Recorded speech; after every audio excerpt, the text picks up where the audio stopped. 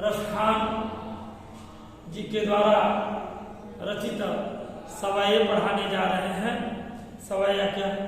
मानुष तो वही रस खानी बसव ब्रज गोकुल गाँव के वारन, जो पशु हो तो कहाँ बस मेरो, चरवनित नंद की धेनु मधारन, पाहन हो तो वही गिरि को, जो धर्य कर छत्र पुरंदर धारन, जो खग हो तो बसेरो करो, मिल कालिंदी कुल कदम्ब की डारन। सबसे पहले संदर्भ लिखेंगे। प्रस्तुत पद्य या प्रस्तुत सवाया हमारी पठित पाठ्य पुस्तक काव्य संकलन में संकलित रसखान द्वारा रचित सवाये नामक पाठ से लिया गया है। उसके बाद प्रसंग लिखेंगे कि प्रस्तुत सवाये में भक्त शिरोमणि महाकवि रसखान के द्वारा ब्रज भूमि में जन्म लेने की अभिलाषा प्रकट की गई है। व्याख्या। जब मानुष हो तो वही रस खानी बसो ब्रज गोकुल गाँव के वार। कहते हैं यदि अगले जन्म में मैं मनुष्य हो तो कौन कहता है? रसखान कवि कहते हैं। रसखान कवि कहते हैं कि यदि अगले जन्म में मैं मनुष्य हूँ तो मुझे गोकुल गांव के बालों के साथ निवास करने का सौभाग्य प्राप्त हो। रसखान कवि कहते हैं कि अगले जन्म में यदि मैं मनुष्य हूँ तो मुझे गोकुल गांव के ग्वालों के साथ निवास करने का सौभाग्य प्राप्त हो। फिर भी जब बस हो तो कहाँ बस मेरो, चरवनित नंद की धेनु मझार।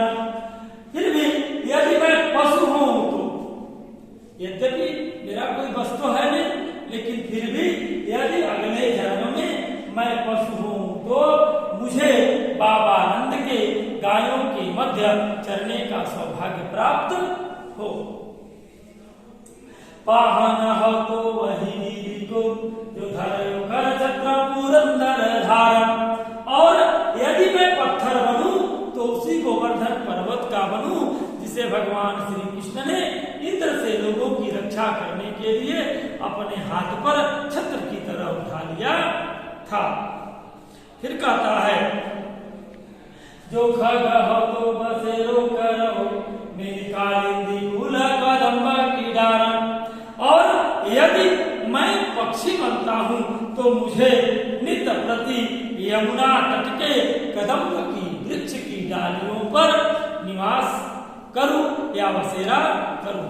और यदि मैं पक्षी बनता हूँ तो नित्य प्रति यमुना तट के किनारे कदम्ब के वृक्ष की डालियों पर बसेरा करूं।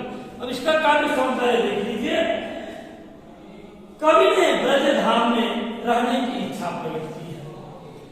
जो कवि इसमें पहला काव्य सौंदर्य में पहला पॉइंट डालेंगे कि प्रस्तुत सवाये में कवि ने ब्रज धाम में रहने की इच्छा प्रकट की है। दूसरा पॉइंट आपका होगा कि सरल सुबोध कोमल कांत पदावली युक्त ब्रज भाषा का सौंदर्य दृष्टव्य है। सरल है, सुबोध कोमल कांत पदावली युक्त ब्रज भाषा का सौंदर्य दृष्टव्य है। तीसरा पॉइंट पद मैत्री तथा अनुप्रास अलंकार का प्रयोग किया गया है। कौन कौन से अलंकार का? पद मैत्री और अनुप्रास अलंकार का प्रयोग किया गया है।